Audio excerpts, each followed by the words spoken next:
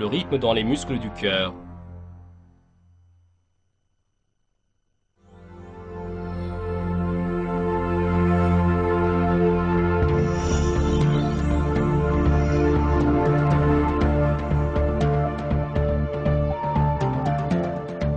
Le corps humain se compose à peu près de 100 trillions de cellules. Chacune de ces cellules ont des fonctions différentes et des spécificités. Certaines sont sans noyau, comme dans les cellules des globules rouges. Certaines, comme dans les cellules de la trachée, sont couvertes de duvet. Quant à certaines, elles possèdent des moteurs qui les font bouger. Mais dans le corps, il y a un tel genre de cellules qui possèdent une aptitude spéciale qui ne se trouve chez aucune autre cellule. Ces cellules peuvent faire des mouvements de contraction et d'ouverture. Les propriétaires de cette aptitude sont les cellules musculaires spéciales qui se trouvent dans le cœur. Ce groupe de cellules commence soudainement à bouger dans la période embryonnaire.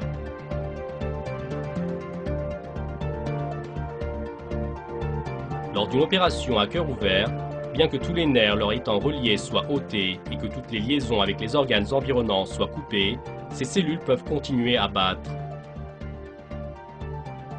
Bien plus, en extrayant une quelconque de ces cellules, puis, lorsque vous la mettez sous le microscope, tant que vous l'alimentez avec du sang, elle va continuer à battre.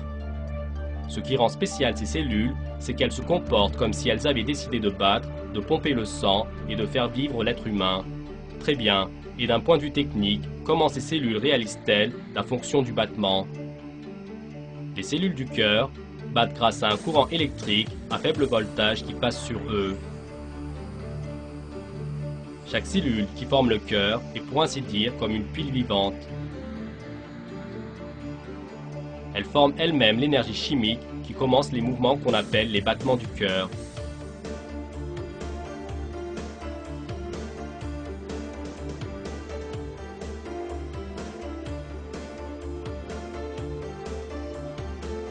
Ces opérations si complexes, au point de ne pouvoir être contenues dans la durée restreinte de ce film, ne peuvent être expliquées avec aucune assertion évolutionniste.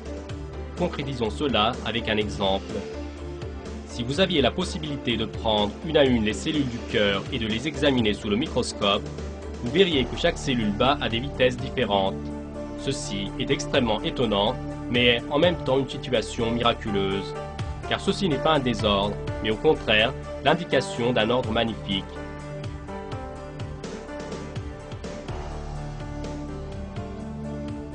Le cœur a une forme de battement rythmique et synchronisé. Les cellules agissent conformément à cette synchronisation, pour ainsi dire, comme si elles savaient quand elles doivent se contracter et quand elles doivent se relâcher. Car Allah a inspiré à chacune des cellules comment elles doivent battre. Lorsque se réunissent deux cellules du cœur qui battent à des rythmes différents, suite à un mécanisme extraordinaire, elles prennent soudainement un rythme commun. Et quand elles se réunissent toutes ensemble, elles prennent la forme d'un seul organe, constitué de cellules concordantes entre elles, et elles ajustent le meilleur rythme pour pomper le sang. Cette harmonie parfaite entre les cellules est l'une des preuves de l'art de notre Seigneur. Allah règne sur toutes choses, il possède une très grande puissance.